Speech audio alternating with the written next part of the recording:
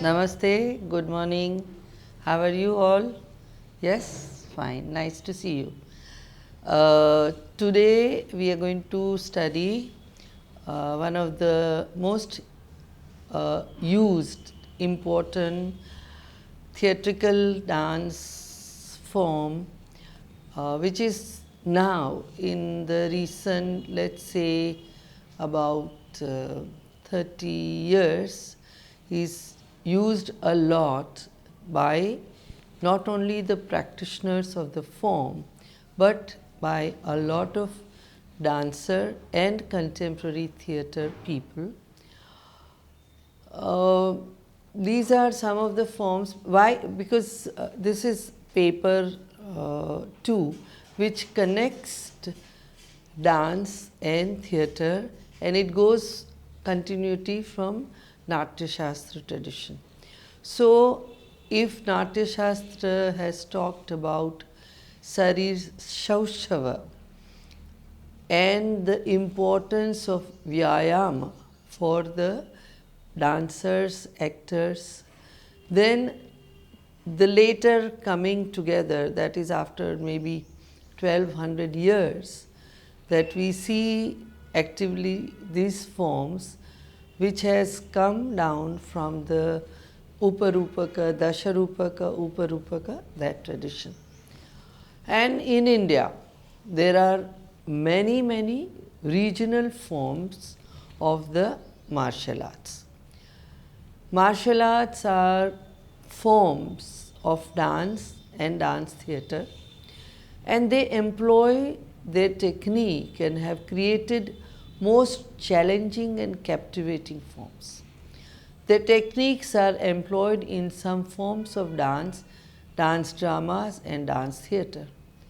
The primeval influence and impact of martial discipline on the development of various folk art forms and classical and modern theatre is an accepted and well-known fact.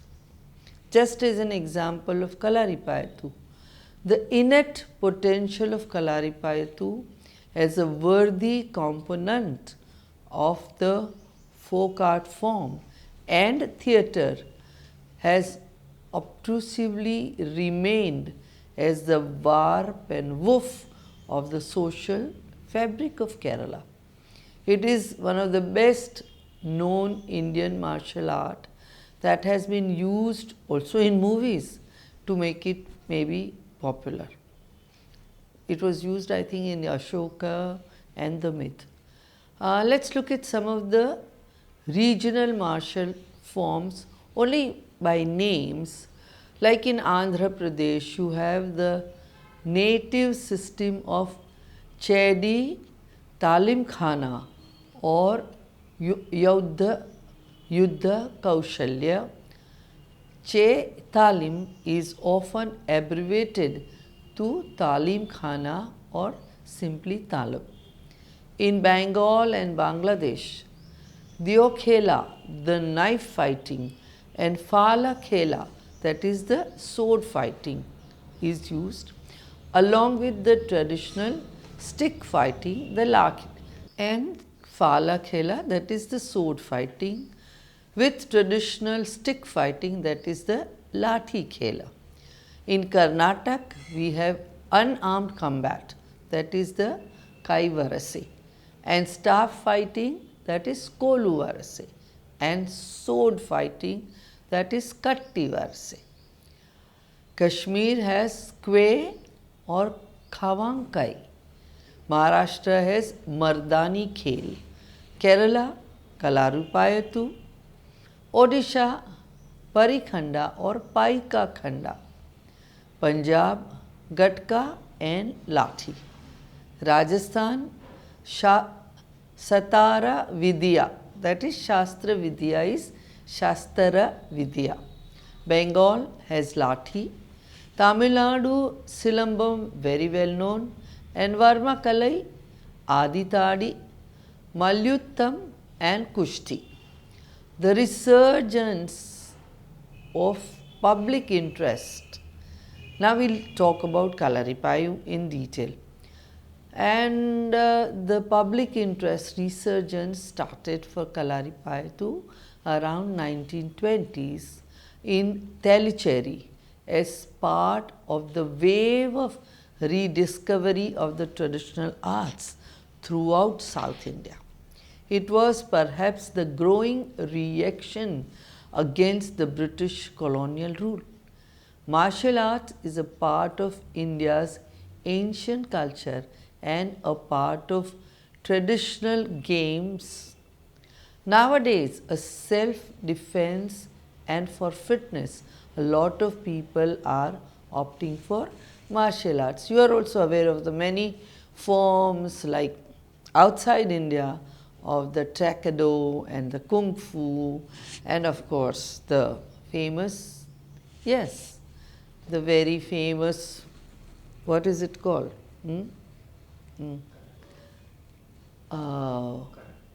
Karate and Karate Kid movies. So this is one of the reasons that a lot of Indian the Indian dancers and choreographer also have got attracted to the various Indian martial forms. The reason is the breath control, the postural perfection, balance, internalization are some of the most profound qualities which definitely makes a dancer and an actor prepare better if they have worked on martial arts. Since the martial art primarily dealt with warfare, injuries and wounds were inevitable, and hence the science of Kalari incorporated effective treatment from Ayurveda for cure of wounds, bursies, dislocations and fractures. Healing has always been an important part of martial arts.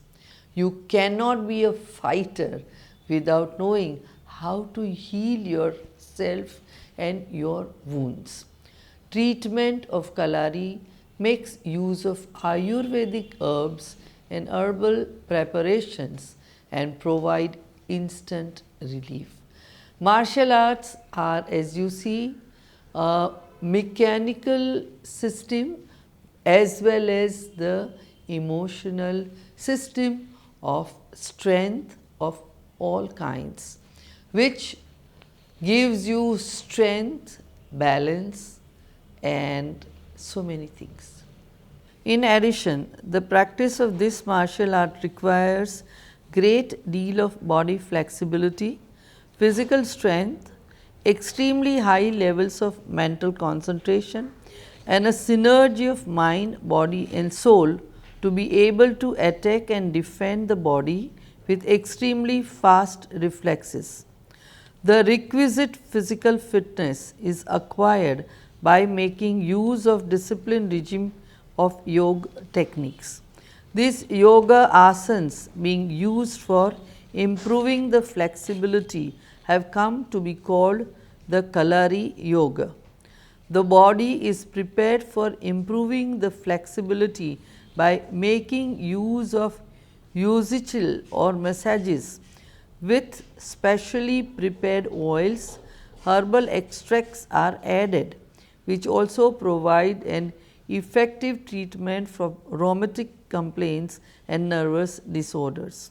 The mental strength, focus and concentration are improved by means of meditation, pranayam and yoga practice. Hence, Kalari has incorporated Kalari yoga and Kalari Ayurvedic treatments including massage too. Kalaripayattu is a tradition of art of war known in the regions of Tamil Nadu and Kerala. It is one of the oldest fighting systems in existence. The martial art form is regarded as the oldest and most scientific of its kind in the world. Kalari indicates a training center, while Payattu means practices. Today there are three branches of Kalaripayattu: Northern, Central and Southern Kalaripayattu. Southern Kalaripayattu was originally a secret method of the Nayars, the members of the warrior caste of Kerala. It was practiced only in specific Kalari buildings. Everywhere in Asia, martial arts have a very long history, often extending to prehistoric times. According to popular mythology, it is the warrior sage Parashurama who promulgated Kalaripayattu. Literary evidences from around 200 AD exist in South India, indicating the existence of martial arts. The training progresses from footwork and stances to unarmed techniques, blunt weapons, and finally to edged weapons. Energetic footwork, executed mainly with the outer edge of the sole, is the focus of Kalaripayattu technique. Footwork patterns is most important key in Kalaripayattu. It consists of kicking movements and extremely high jumping. It can be divided into several armed forms and unarmed techniques. The most common weapon today are the staff, stick, sword, shield, spear, dagger, and flexible sword. The weapons also include a three-bladed knife, axes, and other local types of weapons. Many of the movement units are named after various animals and they clearly imitate animal movements. This is a common feature in many of martial arts traditions in Asia. Kalaripayattu seems to confirm the long roots of these traditions, extending back to prehistorical times when contact with animal world was intensively close. In Kalaripayattu, body is also used as weapon. The body is trained to become extremely elastic, quick and powerful through years of practice and oil massage. The principles of Kalari education stipulates that training in martial art begins with an oil massage of the body, which goes on until the body is agile and supple. Body conditioning exercises form the foundation of all other exercises in Kalaripayattu. These calisthenics are to endow one with agile and supple body, a graceful gait, stamina, strength, balance of body, and stability of footwork. Feats like Chattom jumping, Ottam running, Marichil somersault are then taught, followed by the lessons in the use of weapons such as daggers, swords, spears, maces, the bow and arrow, and so on. Many of Kalaripayattu elements were adopted later by Kathakali dance drama, particularly the stamping on the outer edge of the sole and the jumping methods. Body conditioning exercises form the foundation of all other exercises in Kalaripayattu. These calisthenics are to endow one with strength, stamina, body balance, and stability of footwork. The primeval influence and impact of martial disciplines on the development of various folk art forms and classical and modern theatre is an accepted and well-known fact. Out of the boundless pan-Indian cultural scenario, we can cull together any number of paradigms for this. Kalari is the Malayalam word for a traditionally built gymnasium to teach the martial art known as Payattu. The four stages of Payattu are Maipayattu, Kalthari, Angathari, and Verumkai, which means body conditioning exercises 1, use of wooden weapons 2, use of sharp metallic weapons 3, and handed defense and attack respectively. That is the 4.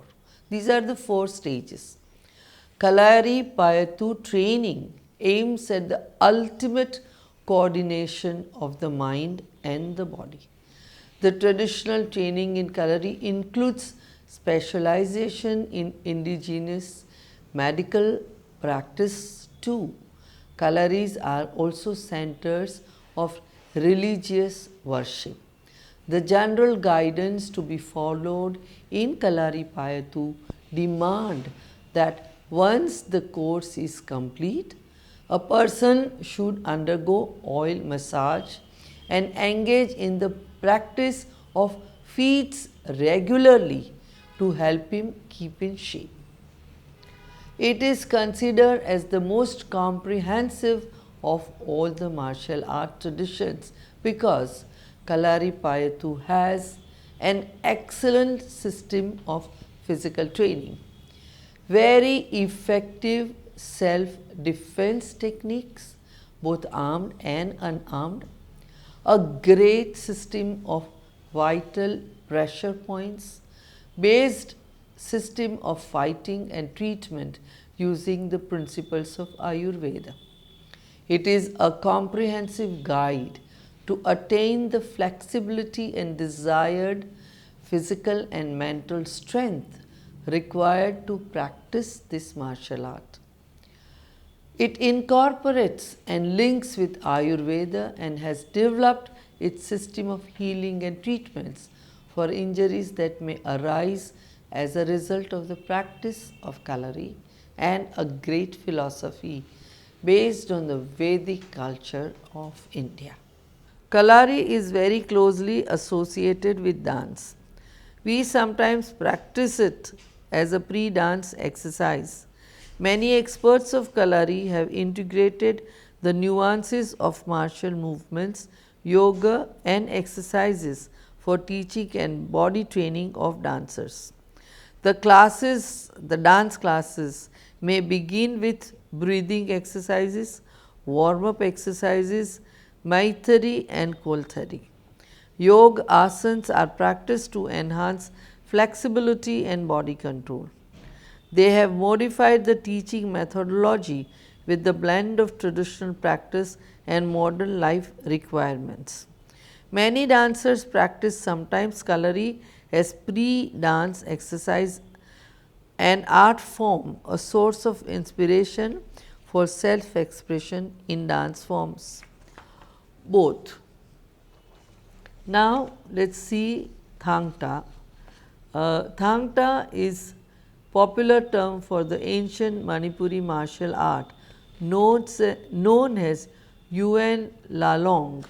The art developed from the war environment of the tiny state of Manipur in northeast India, which was an independent kingdom since the early Christian era. It played an important role in the geopolitical environment of medieval times in between India and China, with many independent states at war with each other. Constant life and death struggles between clans, tribes and states resulted in the devising of ways and means of safeguarding the lives of citizens' solidarity, and at the same time developing an inward attitude to problems of life, death and afterlife. Thang-ta is performed in Manipur. Thang-ta is a cultural heritage art of Manipur. Its traditional name, as you know, is Ul Langlon. Ul Langlon means war and knowledge of art. That is the knowledge of war art. Thang and ta are main weapons of this art, so people commonly known as this art as Thang-ta. This is not meant to as Thang is sword and ta is spear. This is the name of the art.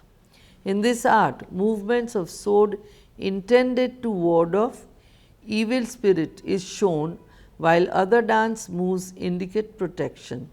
It is recognized by the Ministry of Culture of Government of India as a classical dance form of India, but not by the Sangeet Natak Academy. The art of the battle simultaneously envisioned a deep value system or world view ensconced within the culture of the small ethnic communities struggling for survival from constant attack from hostile neighbors, and also to sustain a social order based on rank, status and keen affiliation of a collective kind. The individual was always in deep relationship with the community, using ritual as a means of constant regenerative action in tune with the movement of the spiritual world of the ancestors beyond human life. The world of man was an outward revelation of the inner life of the natural world and the universe. Deep harmony between outer action and inner forces resulted in the use of body in various forms of expression. The art of the battle and the use of weaponry, when its warlike engagements were over, developed into a system of wielding objective elements in organic relationship with the cosmos. The body itself became a space where the tensions and dynamics of creation was worked out in a system of movements reflecting the essence of those creative forces. The whole world of dynamic cosmos was created within the world of the body of men.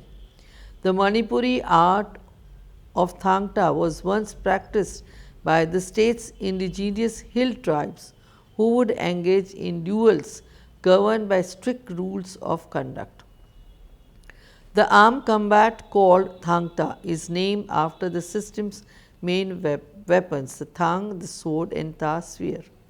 Practitioners through Chaibi Gatka, in which a formed sword is used together with a shield, is used. Unarmed Yuen Lalong is called Sarit Sarak and is used in conjunction with Thang-ta when the fighter loses their weapon. Thang-ta or Yuen Lalong is a weapon based martial art created by the Meiteis of Manipur.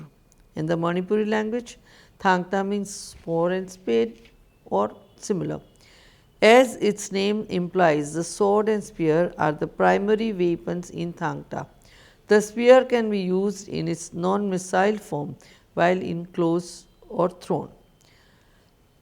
Thang-ta thus became an expressive art form which, however, retained its fighting character at the secret homes and schools of individual teachers or gurus after being prohibited during the period of the colonial Raj. It survived during the period of Manipur's integration with the Indian Union in 1949, where the art was shown in festival and performance platforms, and it is also taken abroad since 1976.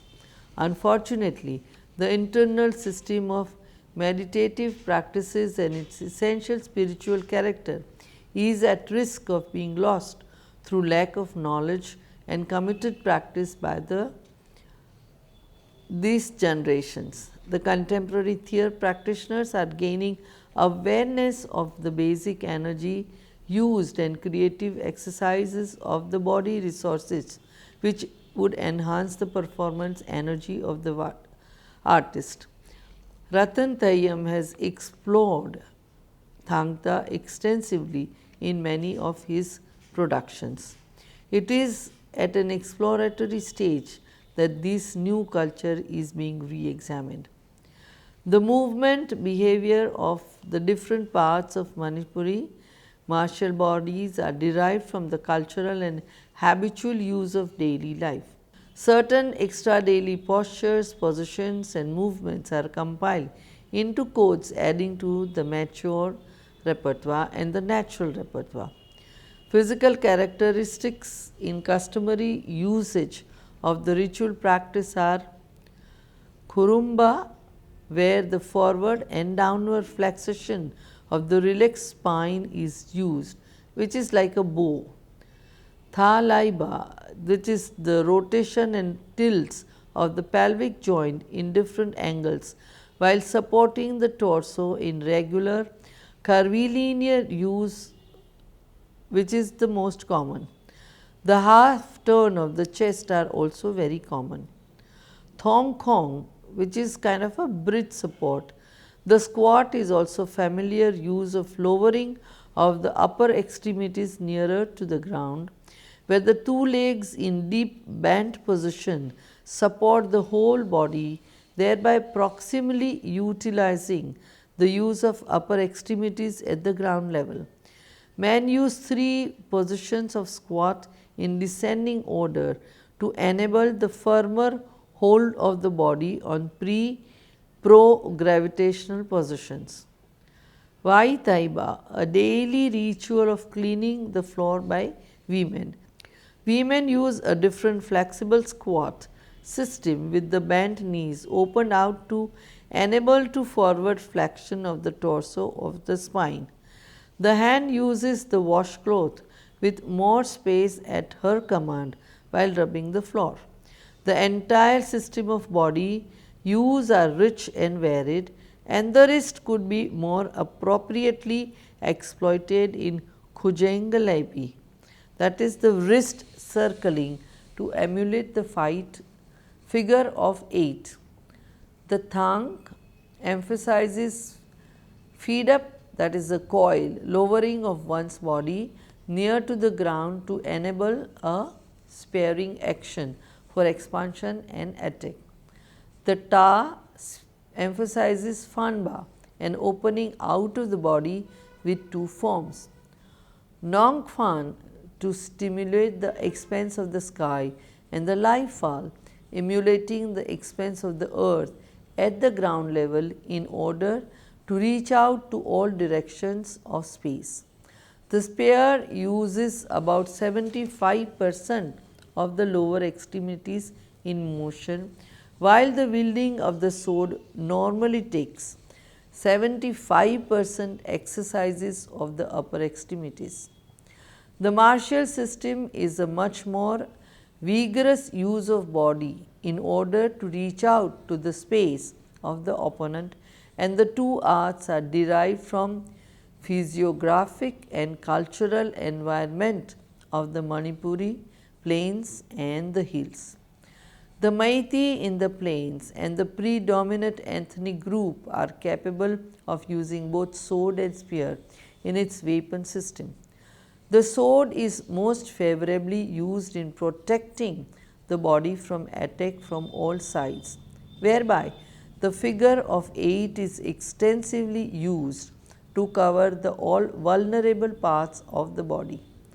The Meitei often use more movement than stillness while preparing to fight the opponent, and the self as target is dynamic, moving and shifting position often.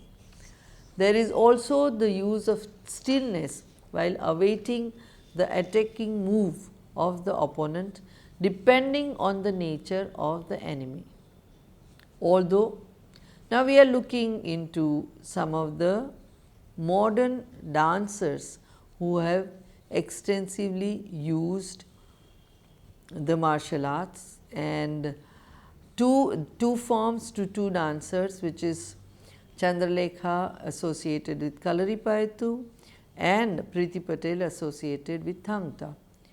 Although Chandralekha received her early training in Bharatanatyam, she went to change her focus to post-modern fusion dances that incorporated elements from other dances, martial arts, Kalaripayattu and other performing arts.